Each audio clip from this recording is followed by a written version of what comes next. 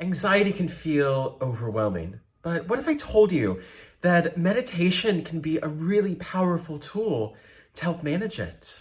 Today we'll be diving into how meditation can help with your anxiety and how you can get started on meditation if you're a complete beginner.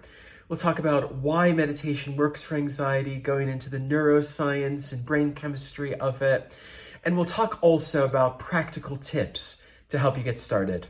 I'm Dr. Alan Johnson, and on this channel, I talk about the mind, well-being, productivity, and change for thinkers, makers, and everyone in between. So if you haven't already, be sure to hit that subscribe button because there's going to be more content like this that you'll definitely not want to miss out on.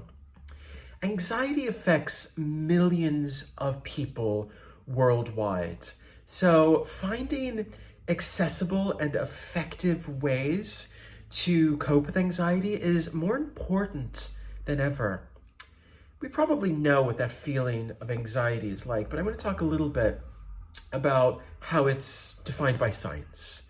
Anxiety is that feeling of worry, nervousness, or unease that's usually accompanied by physical symptoms as well, like racing heartbeat, shallow breathing, or muscle tension. Now, anxiety is a normal part of life. We're always going to experience anxiety in one form or another, but when it becomes chronic or overwhelming, it can really begin to significantly impact upon our well-being. So how does meditation then help ease those feelings of anxiety? Let's break it down by talking about some of the science here.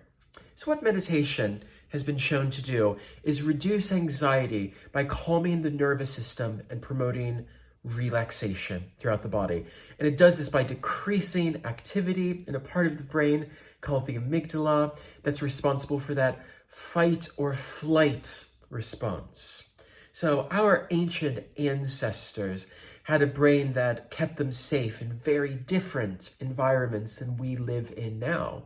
And very oftentimes, that flight or fight response in the brain is activated when maybe it doesn't need to be. In meditation, in addition to decreasing activity in the amygdala, it increases activity in the prefrontal cortex, which governs our rational thinking and our emotional regulation. So do you see then how a sustained meditation practice, science has shown us, decreases that more ancient thinking of fear and flight and increases a more empowered sense of rational thinking and emotional regulation. So it shifts things around in our brain in precisely the way that we want. It also begins to play around with our brain chemistry because meditation lowers hormones like cortisol and ultimately improves our overall emotional resilience. Anxiety often feeds on overthinking and catastrophic thinking and rumination. So beginning to dwell on the past or to dwell on the future. And meditation is an incredibly useful tool to enable us to take a step back and observe those thoughts without getting caught up in them. Because I'm sure you've experienced this before, that anxiety can sometimes begin with one small subtle cue and the brain begins racing from the next thing to the next. And then suddenly this anxiety feels like it is overwhelming and all-encompassing. We can kind of think of meditation like sitting on a riverbank where we're just watching our thoughts flow down the stream. They're like leaves floating gently on top of the water. And we don't need to jump into that stream to grab those leaves. That's how we spend most of our waking lives. These thoughts, these worries, these ruminations flow through the stream of our mind, and we want to chase them downriver, and they become bigger and stronger and more empowered as we do. But with meditation, we learn how to observe them. It's not something that happens immediately. It's something that we practice. which is why we always refer to a meditation practice. It's not an achievement. It's not something that we get to the final level and then we're done with.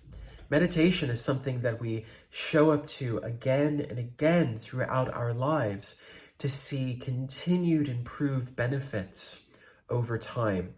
Because meditation ultimately is going to help us disrupt that cycle of anxiety by bringing us back in to the present moment. Over time, it's going to begin to break that feedback loop between anxious thoughts and physical symptoms. That anxious thought arises, which leads to the heart going a little bit faster, which leads to sweating in our body, which then leads to more anxious thoughts. By focusing on our mindful awareness, we begin to shift our attention back to a calmer state. There are a number of different techniques and traditions of meditation that are really useful in helping support us through anxiety. Mindfulness meditation is, of course, very popular today and something you've maybe heard of already.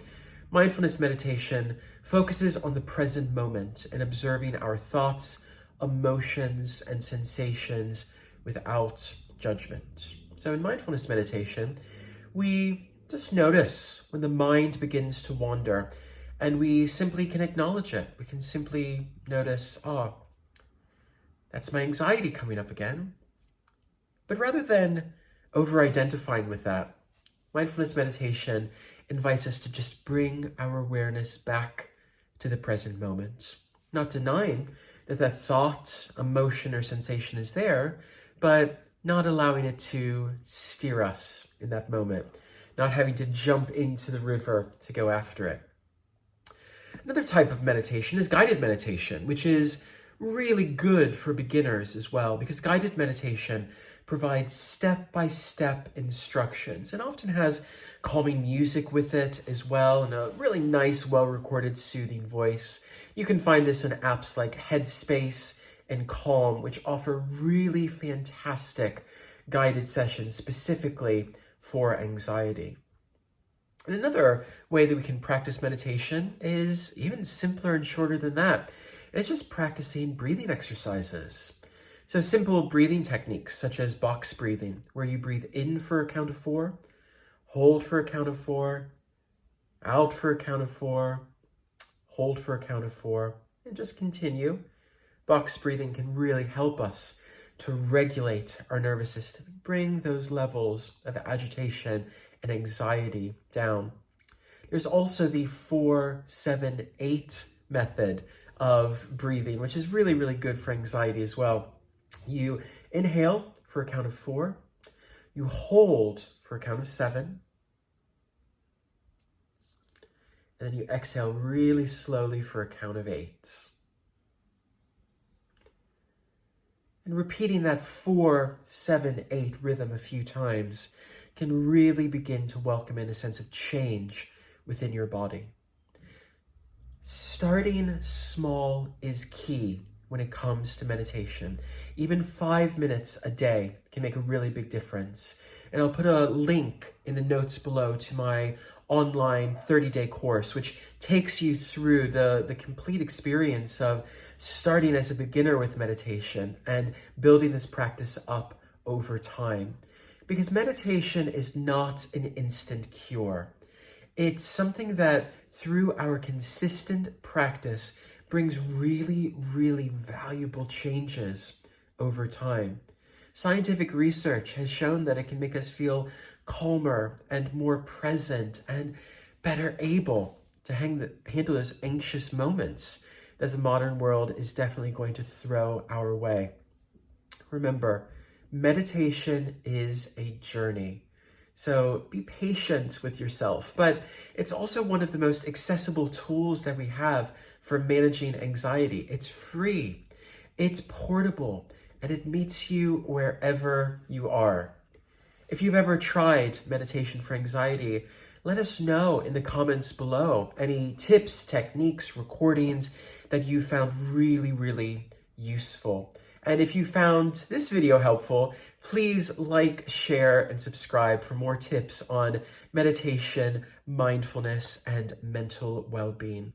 As always, thank you for watching, and I'll see you in the next video.